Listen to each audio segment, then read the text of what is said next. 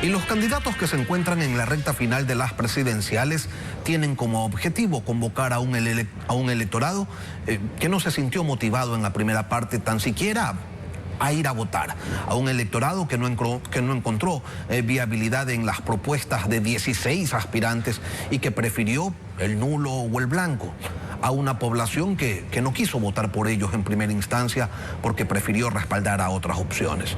¿Cuáles son entonces los temas que se deben abordar para que ese ejercicio de aproximación y de convencimiento tenga resultados? Es el asunto que vamos a abordar con Santiago Basabe, politólogo docente de la Universidad San Francisco de Quito. Santiago, buenos días, bienvenido a Contacto Directo. Lenin, buenos días, un gusto estar contigo y con la audiencia. ¿Cuáles son los temas, cuáles son esos temas que en segunda vuelta podrían ser definitivos para convencer al electorado y sobre los que deben trabajar pues los candidatos finalistas? Hay varios, evidentemente. Uno que ha salido a flote en los últimos días es el tema relativo a la regulación de la comunicación, por ejemplo. Y yo creo que ahí las preguntas, sobre todo desde los medios, en el debate tienen que ser: ¿qué tipo de regulación se requiere para la comunicación social? ¿Es necesaria una regulación para medios públicos, por ejemplo? A mí me parece que eso es necesario, ¿o no? ¿Se va a volver a las intenciones de esta que se le llamó popularmente la ley Mordaza de antes, o no? Que hayan respuestas muy claras en eso, me parece que este es uno de los temas fundamentales y decisivos. Eso en el campo más social, digámoslo así. Pero en el campo económico hay otros temas fundamentales, por ejemplo, el tema de los impuestos. ¿Cómo va a regular cada uno de los presidentes, eventuales candidatos presidenciales ahora, el tema tributario, el tema del impuesto a la renta, por ejemplo, el tema del IVA, otro tipo de impuestos? ¿Va a haber aumento o no va a haber aumento de los impuestos? Igual que las respuestas sean muy claras. Y otras cuestiones que son profundas, ¿no? El tema de la seguridad social, por ejemplo. Hay una cantidad de economistas que han hecho una serie de sugerencias en el tema de la seguridad social. ¿Se va a mantener el esquema actual puramente desde lo público? ¿Va a ser permisible la posibilidad de que tengamos sistemas paralelos o no? Santiago, retomamos el diálogo con Santiago Basabe, politólogo docente de la Universidad San Francisco de Quito. Entre los temas que tienen que abordar, decía Santiago antes de la cadena, están ley de comunicación, impuestos, seguridad social, pero con esos temas que pones sobre la mesa y que no son todos en definitiva, ¿qué tan complejo será convencer a quienes en el primer momento no se sintieron abocados a esa dinámica de hacer de la primera vuelta una instancia definitoria? Yo creo que mucho, porque son temas que le afectan a la ciudadanía en su cotidianidad. El hecho de que puedas leer, observar diferentes medios de comunicación, el que te guste, el que tenga la orientación política e ideológica que a ti te gusta, a favor o en contra del gobierno, nos afecta a todos. Y eso va a depender de cómo se regule la legislación. El tema tributario impositivo nos va a afectar a todos. En el tema de cuánto ganas, cuánto tienes que aportar al Estado, cuánto es el IVA y cuestiones nos afecta a todos, independientemente que no nos guste la política. O el tema del tercero que mencioné con mayor razón, la seguridad social, el tema de las medicinas a través del IES, del sistema de salud en general, ¿tiene que ser manejado como hasta ahora o hay que buscar una reforma? Son temas que no son de los políticos, sino que son de los ciudadanos, nos afecta directamente y por tanto la orientación que tome uno u otro candidato, yo creo que van a ser definitivos del momento de elegir. Santiago, vamos particularizando lo que cada candidatura podría hacer. ¿Dónde los énfasis serían pues más efectivos? Por ejemplo, del presidente candidato Daniel Noboa, ¿qué es lo que se debe esperar para que extienda su permanencia en el poder? Se debería esperar que haga una propuesta política y económica mucho más clara. Me parece que el gobierno no ha tenido un guión económico ni un guión político en este año. Esperemos que se lo presente.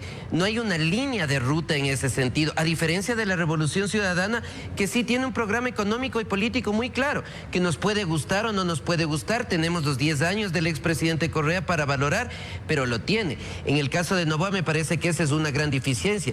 Y en el plano puramente electoral, evidentemente yo creo que la gran disputa en el caso de Noboa está en capturar un sector de los votos fundamentalmente del señor Issa, no en todo el país, en algunos lugares más que en otros. Por ejemplo, los votos del señor Issa en Quito, en Pichincha, me parece que son prácticamente imposibles de capturar para Noboa, pero sí lo podría hacer, por ejemplo, en las zonas de la Sierra Central. Me refiero a Cotopaxi, a Chimborazo, eventualmente algo más de lo que queda en Tungurahua. ¿La candidata Luisa González debe trabajar sobre esos mismos temas o su aproximación al elector podría optar por otras vías más ideológicas, quizás por otras maneras? Ella ha sido muy clara, ¿no? La dinamización de la economía va a venir desde lo público, básicamente. Eso implica crecimiento del aparato del Estado, pero fundamentalmente me refiero en términos de oferta laboral, un desarrollo a partir de la inversión pública. El gran problema que tendrá Luisa González, y que es una cosa que se le debe preguntar, es de dónde van a salir los recursos económicos para eso. ¿Es necesario la inversión pública? Evidentemente que sí, claro que lo es.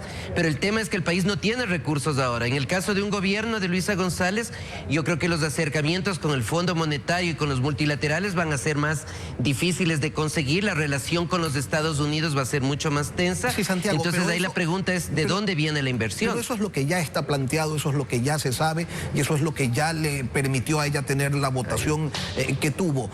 ¿Qué tendría que hacer si quisiera, pues, en definitiva, incorporar nuevos respaldos? Tendría que morigerar su discurso, tendría que establecer nuevos enlaces temáticos con determinados sectores poblacionales. ¿Por dónde debería avanzar, pues, si quiere que crezca el respaldo que tiene ella en las urnas? O sea, yo creo nuevamente que es el voto del señor Issa. Ahí está el punto.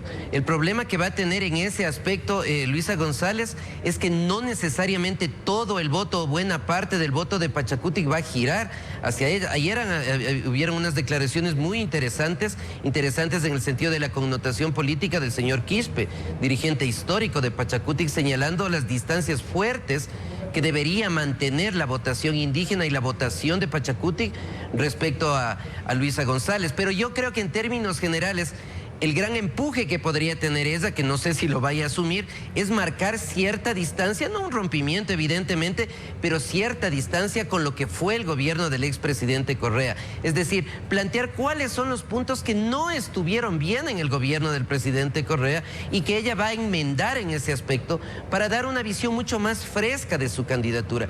Al día de hoy no se ha observado que ella plantee nada que sea algo distinto, no todo evidentemente, algo distinto al gobierno del expresidente Correa. Y eso desafortunadamente para esa candidatura me parece que le puede costar en este proceso hacia la segunda vuelta. Costar, por no decir que le resulta una tarea imposible ese distanciamiento, por no llamarlo de igual manera ruptura. Ahora, Santiago, ¿deben realmente las candidaturas asumir que los respaldos que obtuvieron en la primera vuelta se van a mantener intangibles en esta etapa final? ¿Desapareció el voto blando? ¿Son realmente sólidos los apoyos conseguidos? No creo.